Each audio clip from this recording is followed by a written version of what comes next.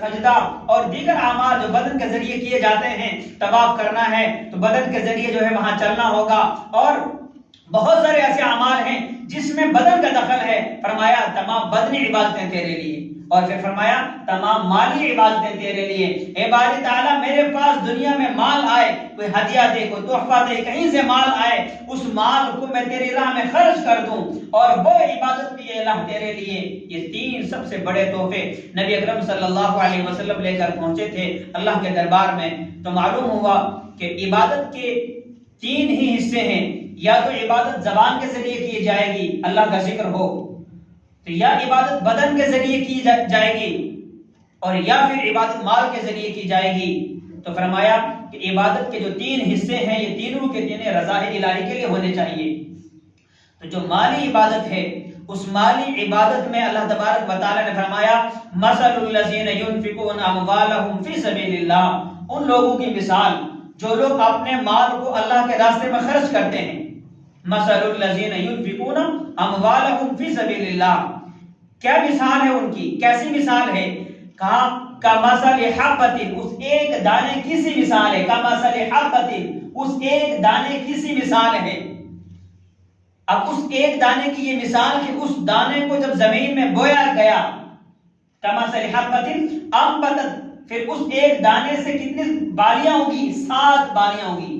دانہ ایک تھا، اس ایک دانے کو زمین میں بویا، پھر اس ایک دانے کی وجہ سے جو زمین سے پودا تیار ہوتا ہے، اس پودے پر جو پھل لگتا ہے، جو بالی لگتی ہے جس میں بہت سارے دانے ہوتے ہیں، جیسے گیہوں کا دانہ ایک بویا تو اس پر ایک ہی بالی پودے پر آتی ہے، ایک بالی میں چاہے جتنے بھی دانے ہوں گے۔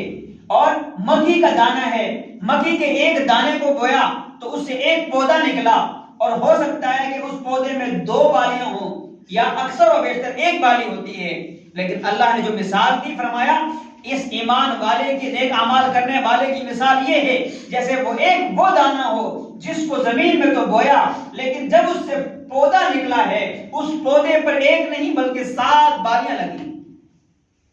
جب مکھی کے کسی ایک پودے پر 2 سے زائد بالیاں لگ جائیں تو تعجب ہوتا ہے کہ 2 تو اکثر ہوا کرتی تھی، اس پر 3 ہیں، کہ اللہ کی قدرت ہے۔ پھر اس کو لوگ دیکھتے ہیں کہ اس پر تو 3 بالیاں ہیں۔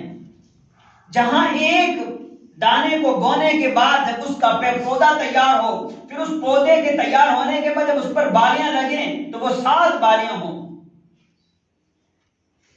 اور اس 7 کے اندر ہر ایک کے اندر 100 دانہ ہو، تو کتنا ہوا؟ 700۔ دانہ ایک تھا جس ایک دانے کو زمین میں بویا، لیکن جب اس زمین سے وہ پودا نکلا تو اس میں سب سے پہلے جو بالیاں لگی وہ 7 تھی، اور ہر بالی میں 100 دانہ ہے، تو ایک دانے کے بونے کی وجہ سے 700 دانے بنے، 700 دانے بنے۔ تو فرمایا مثل الذین ينفقون اموالهم فی سبیل اللہ، ان لوگوں کی مثال جو اللہ کے راستے میں خرچ کرتے ہیں اس دانے کی ہے کہ جس کو زمین میں بویا اور اس سے اگا وہ پودا، اور اس پر 7 بالیاں لگی اور ہر بالی میں 100 دانہ تھا۔ کمثل حبۃ انبتت 7 سنابل فی کل سنبلۃ 100 حبۃ، فی کل سنبلۃ، ہر بالی میں، فی کل سنبلۃ 100 حبۃ، پورا 100 دانہ ہو۔ پھر آگے اللہ تبارک و تعالی نے اور فرمایا واللہ یضاعف لمن یشاء، یہ نہیں کہ آپ نے اللہ کے راستے میں 1 روپیہ خرچ کیا تو اللہ نے فرمایا اس قرآن کی اس آیت سے کہ 1 کے بدلے میں 700 ملیں گے۔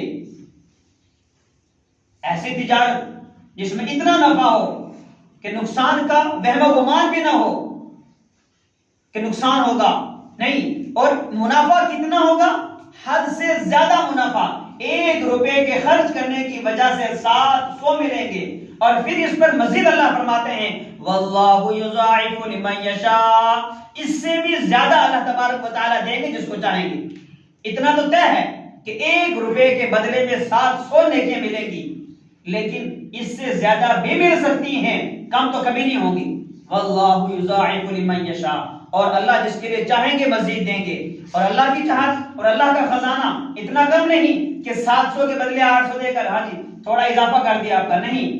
اللہ چاہیں گے تو 700 اور مزید دے دیں گے، اللہ چاہیں گے تو 1000 اور دے دیں گے، اللہ چاہیں گے جتنا چاہیں گے اتنا دے دیں گے. اللہ کے خزانے میں کوئی کمی نہیں ہے. اللہ نے فرمایا واللہ یضاعف لمن یشاء.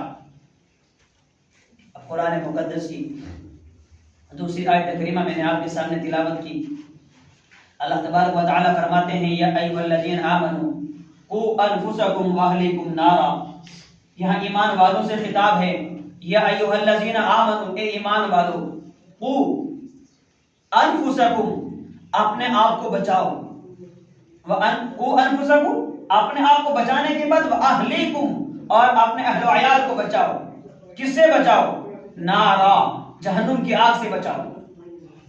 وقودها الناس والحجارہ، جس آگ کا ایندھن لوگ اور پتھر ہوں گے. حضرات گرامی، گرمی کا موسم ختم ہونے کے بعد سردی کا موسم آتا ہے تو ہر ذمہ دار شخص اس پریشانی میں ہوتا ہے کہ موسم میں گرما ختم ہو چکا، اس کے جتنے آلات اور اسباب گھروں میں استعمال کیے جاتے ہیں وہ تمام کے تمام بند کر دیے جاتے ہیں. اور یہ فکر ہوتی ہے اپنی اور اپنے اہل و عیال کی کہ اب سردی کا موسم آ رہا ہے تو سردی کے سامان تیار رکھو کہ سردی سے بچاؤ کرنا ہے، سردی سے مقابلہ کرنا ہے، سردی سے بچنا ہے. تو ہر گھر کا ذمہ دار شخص اپنی بھی فکر کرتا ہے اور اپنے اہل و عیال کی بھی فکر کرتا ہے کہ میں نے بھی سردی سے بچنا ہے، گرم کپڑے پہننے ہیں، میں نے اپنے بچوں کو بھی بچانا ہے، ان کو بھی گرم کپڑے پہنانے ہیں. اس لیے کہ سردی کا موسم ہے. لیکن جب سردی کا موسم ختم ہو جاتا ہے پھر گرمی کا موسم آتا ہے تو پھر جو ہے اس ذمہ دار کی فکر ہوتی ہے اب نہیں، سردی کے جو سامان اور آلات ہیں ان کو بند کر کے رکھ دیا جائے اور اس کے بعد اب گرمی کے آلات کو استعمال کیا جائے، اب گرمی کے کپڑے استعمال کیے جائیں. تو ہر ذمہ دار شخص کی یہ کوشش ہوتی ہے کہ خود کو بھی گرمی اور سردی کے اسباب کو اختیار کیا جائے، آلات کو استعمال کیا جائے اور اپنے اہل و عیال کو بھی موسم کے حالات سے بچایا جائے. تو اللہ تبارک و تعالی فرماتے ہیں قوا انفسکم، سب سے پہلے اپنے آپ کو بچاؤ، اور اس کے بعد فرمایا واہلیکم، اپنے اہل و عیال کو بچاؤ. کس سے بچاؤ؟ نارا، اس آگ سے بچاؤ، جہنم کی آگ سے بچاؤ. اس دنیا کی سردی سے نہیں، اس دنیا کی گرمی سے نہیں، بلکہ جہنم کی آگ سے بچاؤ. اب ہم دیکھیں کہ ہم اپنے لیے کتنی کوشش کرتے ہیں آگ سے بچنے کی. جتنی ہم اپنی ذات کی اور اپنے اہل و عیال کی کوشش کرتے ہیں کہ اگر سردی کا موسم ہے تو ہم اور ہمارے بچے سردی کے آلات اور کپڑے تیار رہنے چاہیے، وہ سردی سے بچنے چاہیے. اس سے کم فکر ہماری یہ ہوتی ہے کہ جہنم کی آگ سے بچیں. زیادہ فکر تو ہماری یہی ہے کہ دنیا میں ہمارے بچے سیف رہیں، دنیا میں ہم اور ہمارے بچے جو ہے سردی سے بچ جائیں، گرمی آئے گرمی سے بچ جائیں. یہ کوشش ہے، لیکن یہ کوشش نہیں کر رہے ہیں کہ ہم اپنے آپ کو بھی اپنے اہل و عیال کو بھی اس جہنم کی آگ سے بچائیں. جس جہنم کی آگ کو جب دہکایا جائے گا، جس آگ کو جب دہکایا جاتا ہے، سب سے پہلے جو ایندھن کی ضرورت ہوتی ہے وہ ایندھن اللہ پاک فرماتے ہیں وقودها الناس والحجارہ، اس آگ میں سب سے پہلے لوگوں کو داخل کیا جائے گا، پتھروں کو ڈالا جائے گا، پھر اس سے وہ آگ تیار ہوگی. اس کا ایندھن جس سے آگ جلے گی وہ لوگ ہیں. یہ آگ جہنم کی آگ جس سے جلے گی یہ پتھر ہیں. پتھروں کے ذریعے اور انسانوں کے ذریعے اس آگ کو دہکایا جائے گا، جلایا جائے گا. اس کا ایندھن اور کوئی چیز نہیں ہے، لکڑی نہیں ہے کہ لکڑیوں کو ڈالا جائے گا پھر وہ جہنم کی آگ جلے گی. نہیں، جہنم کی آگ کو جلایا ہی انسان پر جائے گا، انسان ہی جلیں گے اس میں. فرمایا وقودها الناس والحجارہ، جس کا ایندھن انسان اور پتھر ہے. تو ایمان والے کے لیے پیغام ہے قرآن کریم کا کہ جیسے سردی سے بچنے کے لیے ہم کوشش کرتے ہیں، اس سے زیادہ کوشش کرنی ہم نے اپنے آپ کو، اپنے اہل و عیال کو جہنم کی آگ سے بچانے کی. اس لیے کہ جہنم کی آگ سخت ہے اور جہنم کی آگ میں جو چلا گیا وہ ختم ہو جائے گا، وہ جل جائے گا، لیکن اس کو موت نہیں آئے گی. دنیا کی آگ اس کو لکڑی کے ذریعے جلایا جاتا ہے یا دنیا کے آلات کے ذریعے جلایا جاتا ہے. وہ آگ ایسی ہوتی ہے کہ اگر انسان اس میں جلے اور تھوڑا سا چلنے کے بعد میں یہ ہوگا کہ انسان کی موت آ جائے گی. انسان کو تھوڑی دیر تکلیف ہوگی موت کے آنے تک.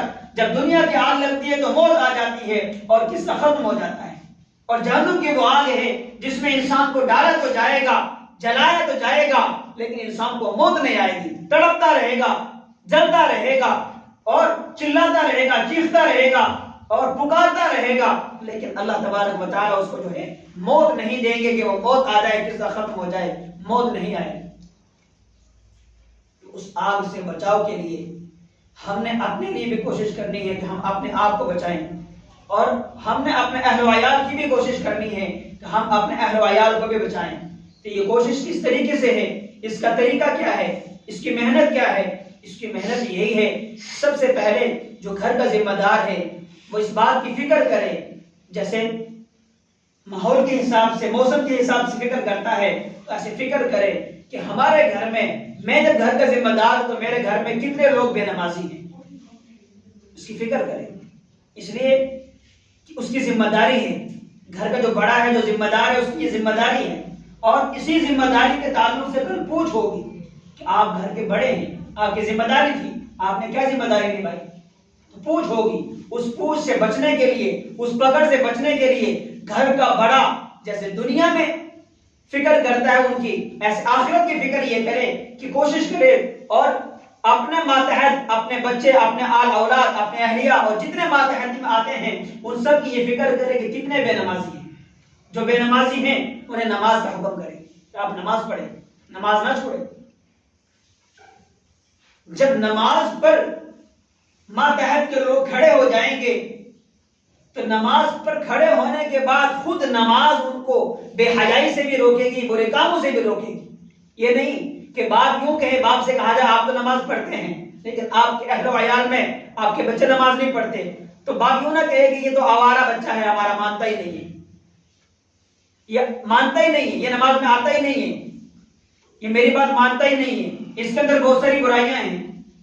ان کو نہیں, بلکہ یہ جو اس کی برائی ہے وہ برائی کے ختم ہونے کا ذریعہ نماز ہے. تو باپ کے گھر کے ذمہ دار کی ذمہ داری یہ ہے کہ وہ اس کو نماز کی طرف لائے. اب جو اس میں عیب ہیں, جو برائیاں ہیں, وہ چھوٹے گی کیسے؟ نماز کے ذریعے سے. قوا انفسکم واہلیکم نارا وقودها الناس والحجارہ اعدت للکافرین. اور قرآن کریم کی دوسری آیت میں اللہ تبارک و تعالیٰ فرماتے ہیں ما سلککم فی سقر, کہ جب فیصلہ ہو جائے گا جنتی لوگ جنت میں چلے جائیں گے, جہنمی لوگ جہنم میں چلے جائیں گے, تو وہاں یہی لوگ جو دنیا میں آپس میں ایک ساتھ رہتے ہوں گے, ملتے جلتے ہوں گے, یہی لوگ ہوں گے جو تقسیم ہو کر کچھ جنت میں جائیں گے, کچھ جہنم میں جائیں گے. اب جنتی لوگ پوچھیں گے جو لوگ جہنم میں جا چکے ہوں گے ان سے ما سلککم فی سقر, کہ آپ کو اس جہنم میں کیوں ڈالا گیا؟ آپ کا کوئی اپنا ہو, کوئی دوست ہو, کسی کے ساتھ صرف سلام کلام جان پہچان ہی ہو, لیکن وہ جیل میں ہو, آپ کی وہاں ملاقات ہو جائے, آپ یہ سوال تو ضرور کریں کہ جناب کیسے آنا ہوا, کس جرم کی پاداش میں آپ یہاں پر ہو, کیا گناہ آپ نے کیا جو آپ جو ہے آج جیل میں ہو, بند ہو, کیا بات ہے, پولیس نے کیوں پکڑا ہوا ہے؟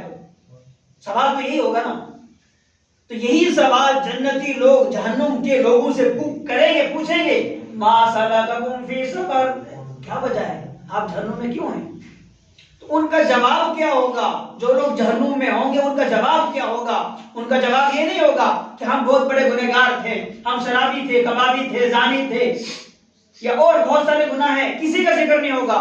صرف جہنمی کا جواب ہوگا قالوا لم نک من المصلین, جب دنیا میں ہم تھے تو ہم نے ایک بہت بڑا گناہ کیا. قالوا, وہ لوگ کہیں گے لم نک من المصلین, ہم نماز نہیں پڑھا کرتے. کیا جرم ہوگا؟ نماز نہیں پڑھا کرتے.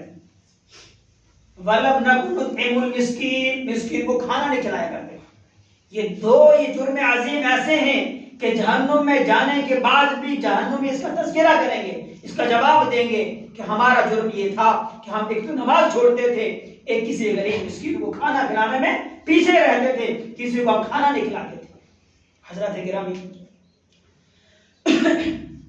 اس مسجد میں پچھلے 2 یا 3 ہفتے سے جن چیزوں کی ضرورت تھی, جس چندے کی ضرورت تھی, الحمدللہ وہ آج آپ کے سامنے ہیں کہ سردی کا موسم ہے، سامنے دروازہ بھی بند کروانا تھا اور یہ صفحہ بھی بچھوانی تھی، تو الحمدللہ اللہ تبارک و تعالیٰ کے مدد سے اور آپ حضرات کے تعاون سے یہ کام پائے تکمیل کو پہنچ گیا۔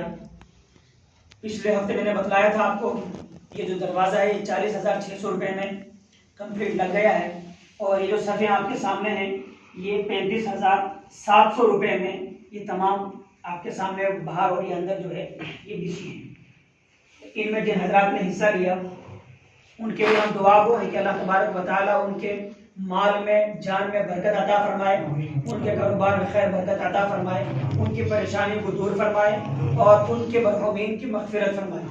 مزید جو حضرات اور حصہ لینا چاہتے ہیں اور تعاون کرنا چاہتے ہیں تو ان کے لیے یہی قرآن کریم کی آیت ہے کہ جو حضرات اللہ کے راستے میں خرچ کرتے ہیں، اب یہ نہیں کہ کسی ایک ہی مسجد میں دیں، کسی ایک ہی مدرسے میں دیں، نہیں، جہاں پر بھی اللہ کا راستے سے مراد مدارس ہو گئے، مساجد ہو گئے، بیوائیں ہو گئی، یتیم ہو گئے، مسکین ہو گئے، جہاں پر بھی اللہ کے راستے میں دیں گے تو اللہ تبارک و تعالیٰ قرآن کریم میں فرماتے ہیں وَاللَّهُ يُضَاعِفُ لِمَن يَشَاءُ، ایک کا 700 دینے کے بعد بھی فرماتے ہیں کہ مزید بھی کسی کو ملے گا۔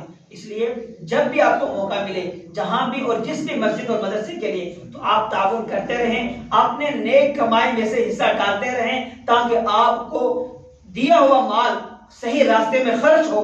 تحقیق کرنا آپ کی ذمہ داری ہے کہ ہاں ہم نے جو دیا کسی مدرسے میں گیا کہ نہیں گیا، کسی مسجد میں لگا کہ نہیں لگا، یہ آپ کی ذمہ داری ہے، یہ ذمہ داری کسی اور کی نہیں ہے، یہ آپ کی ذمہ داری ہے۔ لیکن دینے کے بعد، لگانے کے بعد پھر امید اللہ کے ذات پر رکھنی ہے کہ اللہ تبارک و تعالیٰ نے جو فرمایا کہ ایک کے بدلے 100 ملیں گے، تو 1 روپے کے بدلے 100 ملیں، 700 ملیں گے اور اس کے مزید بھی اللہ تبارک و تعالیٰ عطا فرمائیں گے۔